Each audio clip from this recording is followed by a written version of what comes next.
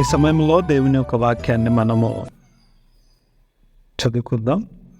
ఆదికాండము 3వ అధ్యాయము 1వ వచనం నుండి 6వ వచనం వరకు మనం దేవుని యొక్క వాక్యాన్ని చదువుకుందాం.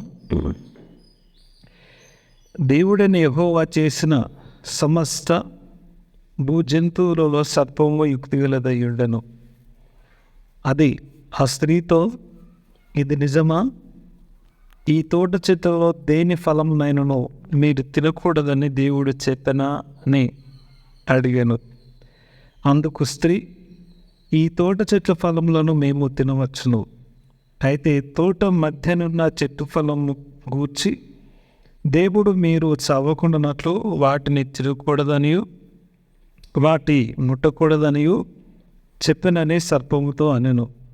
అందుకు సర్పము, మీరు చావనే చావరు, ఏలనగా మీరు వాటిని తిని దినమున మీ కనులు తెరవబడుననియు మీరు మంచి చెడులను ఎరిగిన వారై దేవదూతలు ఉందరనియు దేవునికి తెలియనని స్త్రీతో చెప్పగా, స్త్రీ, ఆ వృక్షము ఆహారమునకు మంచిదియు కన్నులకు అందమైనది వివేకమిచ్చు రమ్యమైనదై ఉండుట చూచినప్పుడు ఆమె దాని ఫలములలో కొన్ని తీసుకొని తిని తనతో పాటు తన భర్తకును ఇచ్చెను. అతడు కూడా తినెను. ఇక్కడ మనం గమనించవలసినటువంటి విషయం ఏంటంటే, నేను మీతో పంచుకోవాల్సినటువంటి విషయం ఏంటంటే, పరిశుద్ధాత్మ ప్రేరణ, దురాత్మ ప్రేరణ. మనకి దేవుని యొక్క ఆత్మ ప్రేరేపణ ఉంటుంది, అదేవిధంగా సాతాను యొక్క ప్రేరేపణ కూడా ఉంటుంది. దేవుడు చేసినటువంటి మొట్టమొదటి మానవుడు, దేవుడు మొట్టమొదటి మానవుని చేసి ఏదైనా తోటలో ఉంచి తనకు సాటి అయిన సహాయకురాల్ని దేవుడు చేసి ఏదైనా తోటలో ఉంచి ఆదాముకి అవ్వకి కావలసినవన్నీ అక్కడ ఉంచాడు. వారికి ఎటువంటి కొదవ లేదు. వారు ఏదైనా తోటలో ఉన్నారు. అదేవిధంగా దేవుడు కూడా మరి వారితో సహవాసం కలిగి ఉన్నాడు. దేవుడు వారితో సంభాషిస్తూ, దేవుడు వారి దగ్గరికి వచ్చి వారిని పలకరిస్తూ, అదేవిధంగా వీరు కూడా దేవుడితో మాట్లాడుతూ వారి యొక్క జీవిత విధానము యథావిధిగా కొనసాగుతుంది. వాస్తవం చెప్పాలంటే ఏ సమస్య లేదు, ఏ చిక్కు లేదు, ఏ ఇబ్బంది లేదు, మంచిగా ఏ కష్టము లేదు, ఏ శ్రమ లేదు. మంచిగా ప్రతి చెట్టు యొక్క ఫలాన్ని, అంటే వీరికి ఇష్టం వచ్చిన ప్రతి ఒక్క చెట్టు ఫలాన్ని దేవుడు తినడానికి వీరిచ్చినటువంటి ఫలాలను మీరు తింటూ మంచిగా సంతోషంగా ఆనందంగా ముందుకు కొనసాగుతున్నటువంటి రోజులు అవి. సాతానుడు వీరు దేవునితో కలిసి ఉండడము, వీరు దేవునితో సంభాషిస్తూ ఉండడము, వీరు సుఖంగా సౌఖ్యంగా అన్యోన్యంగా ఉండడము చూసి వాడు ఓర్చుకోలేక, వీరికి ఎట్లా చెప్తే వీరు వింటారు అని చెప్పి బాగా ఆలోచన చేసి డైరెక్ట్ వాడే వెళ్ళి ఆదాముతో కానీ అమ్మతో కానీ ముచ్చటించక, వారిని ప్రేరేపించక, వీరు ఎలా అయితే త్రోవ తప్పుతారు, ఎలా అయితే మీరు దేవునికి విరుద్ధంగా పాపం చేస్తాడు అని చెప్పి వాడు ప్లాన్ వేసి వాడు సర్పమును ఎన్నుకున్నాడు. సర్పము యుక్తిగలది, సర్పము చమత్కారం గలది, సర్పము తెలివి కలది. ఇక్కడ మనం గమనించాలి, సాతానుడు ఏ విధంగా సర్పమును ఎన్నుకున్నాడో ఆదాము అవ్వల్ని త్రోవ తప్పించడానికి, దేవునికి విరుద్ధంగా పాపం చేయడానికి సాతానుడు ఏ విధంగా సర్పం ఎన్నుకున్నాడో దేవుని బిడ్డలైనటువంటి వారు, దేవుని మార్గంలో నడుస్తున్నటువంటి వారిని త్రోవ తప్పించడానికి వాడు ఒక వ్యక్తిని ఎన్నుకుంటాడు. ఆ ఏ వ్యక్తిని ఎన్నుకుంటాడు అని మనం బాగా గమనించినట్లయితే అక్కడ చమత్కారం కలిగినటువంటి యుక్తి కలిగినటువంటి సర్పాన్ని ఎన్నుకున్నట్టుగా ఇక్కడ కూడా నిన్ను త్రోవ తప్పించడానికి, నీవు దేవునికి వ్యతిరేకంగా పాపము చేయడానికి చమత్కారం గలవాన్ని వాడు ఎన్నుకుంటాడు. మనం పరిశీలన చేద్దాం. సహజంగా మన మధ్యలో ఎవడైనా ఒకడు మనం చెప్పిన మాట వినట్లేదు. అప్పుడు మనం ఏం చేస్తాం? వాడు ఎవరి మాట అయితే తింటాడురా అని చెప్పి ఒక దగ్గర సమకూడి అందరం కలిసి ఆలోచన చేసి, అరే వాడు పలానా వాని మాట అయితే బాగా వింటాడు కాబట్టి ఏ విధం చేతనైనా వానితో చెప్పిస్తే వింటాడురా అని చెప్పి మనం ఆలోచన చేసి ఒక వ్యక్తి ఇంకే వేరే ఏ వ్యక్తి అయితే వింటాడో ఆ వ్యక్తితో మాట్లాడి నువ్వు ఏ విధం చేతనైనా అతన్ని ఒప్పించాలి, నువ్వు ఏ విధం చేతనైనా నువ్వు అతనితో మాట్లాడి అతడు మరి లోబడేటట్టుగా చేయాలి. అంటే మనం ఏ పని అయితే చెప్పాలనుకుంటున్నామో ఆ పని జరగాలి, ఏ పని అయితే చేయించాలనుకుంటున్నామో ఆ పని జరగడానికి, ఆ వ్యక్తిని ప్రేరేపించడానికి మరొక వ్యక్తిని మనం ఎన్నుకొని ఆ వ్యక్తిని ప్రేరేపిస్తూ ఉంటాం. దాన్ని బట్టి మన ప్లాన్ ఏమవుతుంది? సక్సెస్ అవుతుంది. ఆ ఏ వ్యక్తి మాట అయితే వింటాడో, ఏ వ్యక్తికి అయితే లోబడతాడో అని మనం అనుకుంటామో ఆ వ్యక్తిని మనము ఏదో ఒక రకంగా ప్రేరేపించి మన పని జరిగేట్టుగా చూస్తాము. అలానే సాతానుడు కూడా నువ్వు ఏ వ్యక్తి మాట అయితే వింటావు, ఏ వ్యక్తికి లోబడతావు, ఏ వ్యక్తి నీతో మాట్లాడితే నువ్వు ఆ వ్యక్తికి లోబడగలుగుతావని వాడు ప్లాన్ చేసి ఏం చేస్తాడంటే, నువ్వెవరి మాట అయితే బాగా వింటావో వారిని సాతానుడు ఎన్నుకొని దేవుడికి నిన్ను దూరం చేయడానికి వాడు ప్రయత్నిస్తుంటాడు, ప్లాన్ చేస్తుంటాడు, ప్రణాళికలు వాడు చేస్తూ ఉంటాడు. దేవుని మందిరానికి నువ్వు రెడీ రావాలని చెప్పి బయలుదేరుతావు.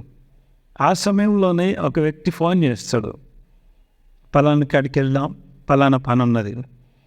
ఇప్పుడు మందిరానికి రావు నువ్వు, ఆ వ్యక్తి వెంబడి వెళ్తావు. ఆ వ్యక్తిని నేను ఎక్కడ తీసుకెళ్ళాలనుకుంటాడో ఆ వ్యక్తి వెంబడి నువ్వు ఆ వ్యక్తితో కూడా వెళ్తావు. అది అలా అవుతుంది. ఆ రోజు మందిరానికి రాకుండా బయటికి ఎటో వెళ్ళిపోతావు. మరలా మోకరించి ప్రార్థన చేయాలి అని నువ్వు అనుకుంటూ మోకరించి ప్రార్థన చేస్తుండగానే ఒక ఫోన్ వస్తుంది. ఆ ఫోన్ రాగానే నువ్వు ప్రార్థన చేయడం మానుకొని ఏం చేస్తావంటే ఆ వ్యక్తి ఎవరైనా నేను పిలుస్తారో ఆ వ్యక్తి వెంబడి వెళ్ళడం అనేటువంటిది జరుగుతుంది. వాక్యం చదవడానికి కూడా కూర్చుంటావు, వాక్యాన్ని చదువుతూ ఉంటావు. ఆ సమయంలో కూడా మరి ఆటంకం అనేటువంటిది ఎదురవుతుంది. చూడండి, మందిరానికి రాకుండా ఒక వ్యక్తి నిన్ను అడ్డుకుంటున్నాడు, వాక్యం చదవకుండా ఒక వ్యక్తి నిన్ను అడ్డుకుంటున్నాడు, ప్రార్థన చేయకుండా ఒక వ్యక్తి నిన్ను అడ్డుకుంటున్నాడు.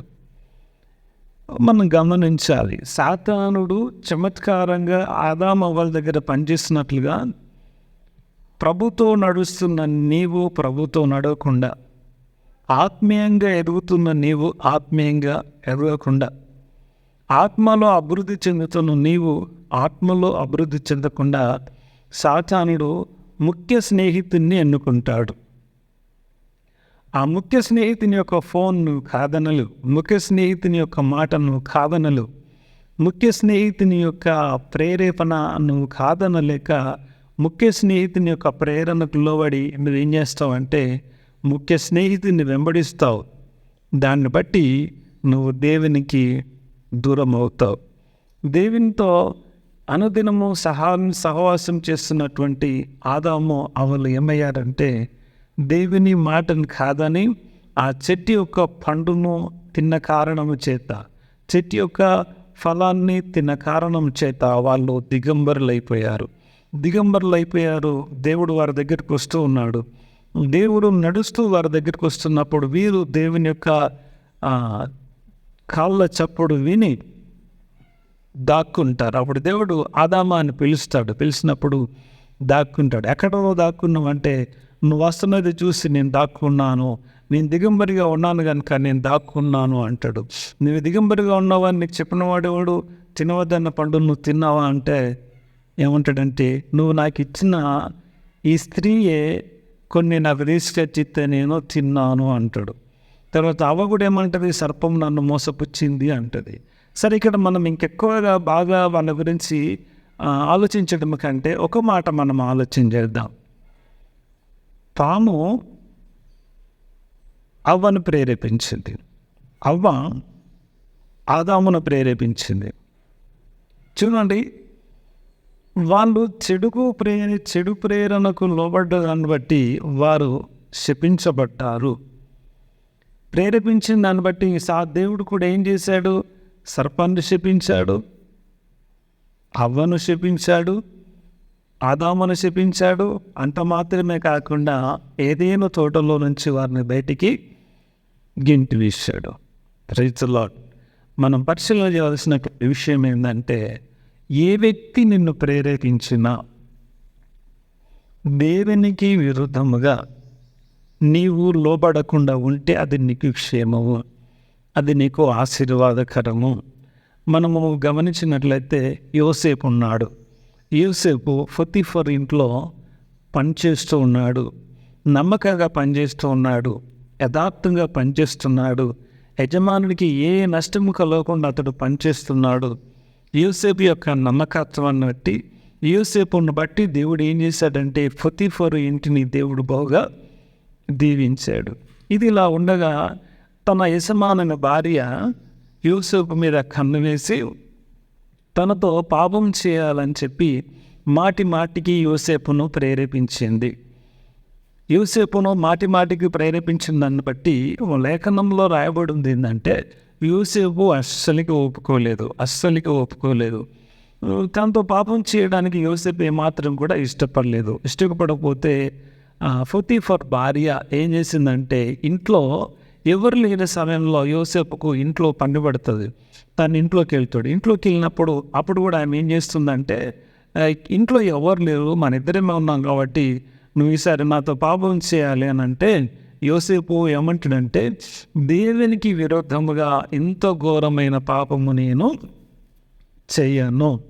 నా యజమానుడు నన్ను నమ్మి ఇల్లంతా నాకు అప్పగించాడు, ఇంట్లో ఉన్న సమస్తము నాకు అప్పగించాడు. ఈ ఇంట్లో ప్రతిదీ నా వశం అందున్నది, నీవు మాత్రం నా వశం లేవు. ఎందుకంటే నీవు నా యజమానుని యొక్క భార్యవు. కాబట్టి ఇంత ఘోరమైన పాపము చేసి నేనెలా ఇంత ఘోరమైన పాపం చేయగలను? దేవునికి విరుద్ధంగా నేను ఇంత ఘోర పాపము చెయ్యను అంటాడు. చూడండి, యోసేపు ఎవరికి భయపడుతున్నాడు? దేవునికి భయపడుతున్నాడు. ఈ యోసేపు ఎవరున్నారని భయపడుతున్నాడు? దేవుడున్నాడని భయపడుతున్నాడు. యోసేపు నీతిమంతునిగా ఉన్నాడు, యోసేపు యథార్థవంతుడిగా ఉన్నాడు, యోసేపు పరిశుద్ధుడిగా ఉన్నాడు, యోసేపు తన యొక్క పరిశుద్ధతను కాపాడుకున్నాడు. చూడండి, తన యజమానుడి భార్య అతని మీద నింద వేసింది. యోసేపు నన్ను బలవంతం చేయడానికి వచ్చిండని చెప్పి యోసేపు మీద నింద వేసిన దాన్ని బట్టి పొతిఫర్ కోపగించుకొని తను చెరసాలలో వేయిస్తాడు. చెరసాలలో దేవుడు తోడుగా ఉన్నాడు. పొతిఫర్ ఇంట్లో దేవుడు యోసేపుకు తోడై ఉన్నాడు.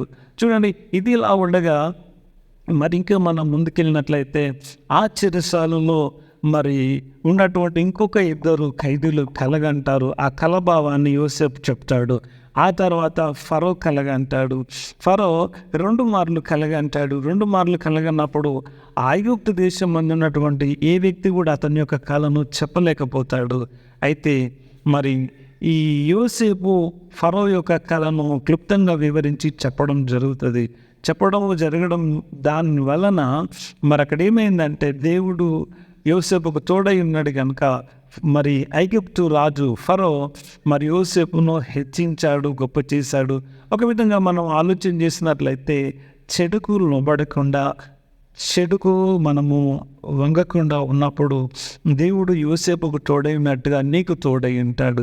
దేవుడు యోసేపు చేస్తున్న పనిని దీవించినట్లుగా నువ్వు చేస్తున్న పనిని దీవిస్తాడు.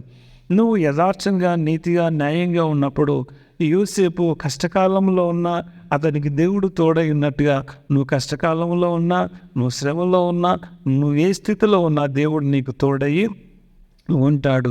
అంతేకాకుండా మరి ఐగుప్తులో మరి యోసేపు ఉన్నతమైనటువంటి స్థానంలో ఉన్నాడు. ఫరో ఏమంటాడంటే, ఫరోను నేను, రాజును నేను, కానీ నా దేశం అంటున్నటువంటి ప్రజలందరూ కూడా నీకు లోబడతారు.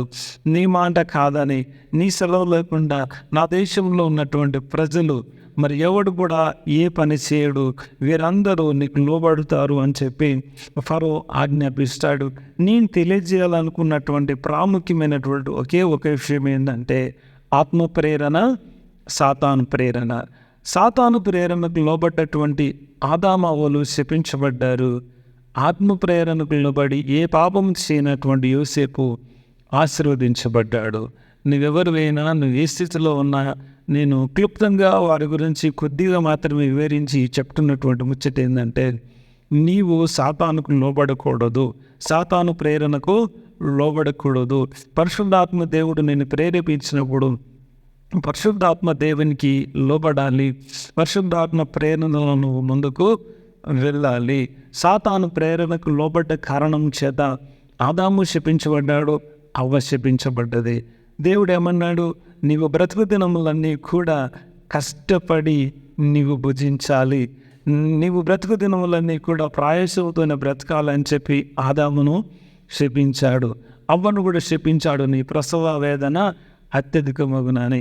సాతానుకు లోబడ్డ కారణం చేత, సాతాను యొక్క ప్రేరణకు లోబడ్డ కారణం చేత ఆదామవ్వలు ఆశీర్వాదాన్ని కోల్పోయారు, దేవుని సన్నిధిని కోల్పోయారు, దేవుని కృపను కోల్పోయారు, దేవునితో సహవాసాన్ని కోల్పోయారు, దేవుని సన్నిధిలో నుంచి గెంటివేయబడ్డారు, దేవునికి దూరమయ్యారు, దేవుని యొక్క సహవాసాన్ని కంప్లీట్గా కోల్పోయారు.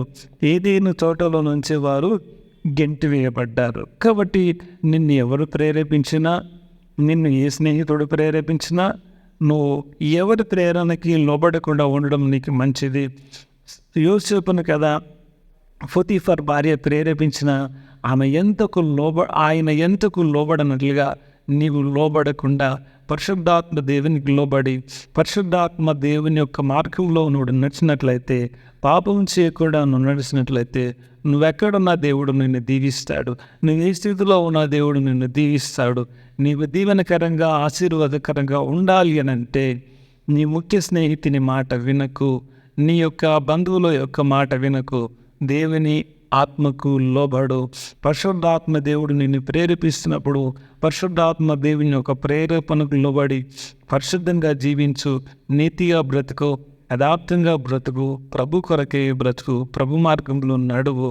యోసేపును దీవించిన దేవుడు, యోసేపును హెచ్చించిన దేవుడు, యోసేపును గొప్ప చేసినటువంటి దేవుడు నిన్ను గొప్ప చేస్తాడు. యోసేపుకు తోడైన దేవుడే నీకు తోడై ఉంటాడు. మనం లేఖనాలను బాగా పరిశీలన చేసినట్లయితే అపోస్తలుడైన పౌలు ఏమంటున్నాడంటే, బ్రతుకుట క్రీస్తే, చావైతే మరి నాకు లాభం అన్నాడు. యెహోషువ ఏమంటున్నాడు, నేను నా ఇంటి వారు యెహోవానే సేవించదము అని అంటున్నాడు. సమూయేలు అయితే ఏమంటున్నాడు, నా మట్టుకైతే నేను మీ కొరకు ప్రార్థించడం మానను అంటున్నాడు.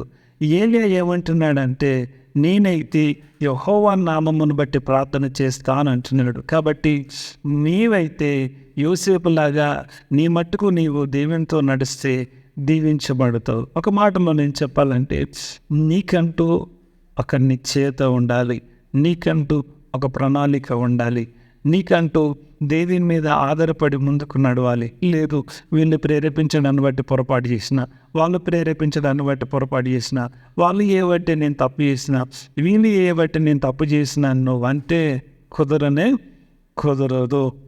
నువ్వు దేవుని ఆశీర్వాదాన్ని కోల్పోతావు, దేవుని యొక్క కృపను కోల్పోతావు, దేవుని యొక్క దీవెనను కోల్పోతావు. నువ్వు దేవుని యొక్క దేవుని యొక్క ఆశీర్వాదమును కోల్పోవద్దు అని అంటే నీకు నిశ్చయమైన మనసు ఉండాలి, నీకు స్థిరమైన మనసు ఉండాలి. నీవు దేవునితో నడవాలి.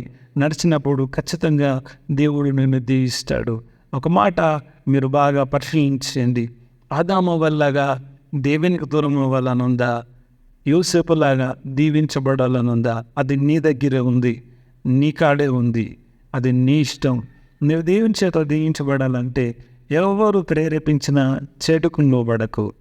మరి ఆదాము వల్లగా నువ్వు చెడుకు లోబడి పాపానికి లోబడ్డట్లయితే నిశ్చయముగా ఆదాము వల్లగా నువ్వు ఆశీర్వాదాన్ని కోల్పోతావు, ఆశీర్వాదానికి దూరం అవుతావు.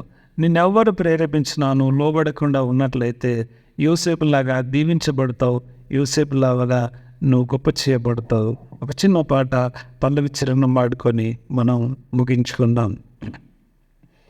నా మట్టుకైతే నీతోనే నడిచెదనో దేవా, నా మట్టుకైతే నీతోనే నడిచెదనో దేవా, నా మనస్సాక్షిని కాపాడుకోనోచు, నా మనస్సాక్షిని కాపాడుకోనొచ్చు, అనుదినమో నీతో నడిచేదా, అనుదినమో నీతో నడిచేదా దేవా.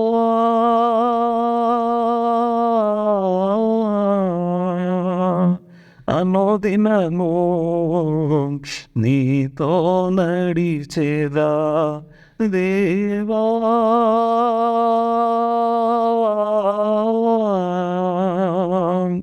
అనుదినము నీతో నడిచేదా,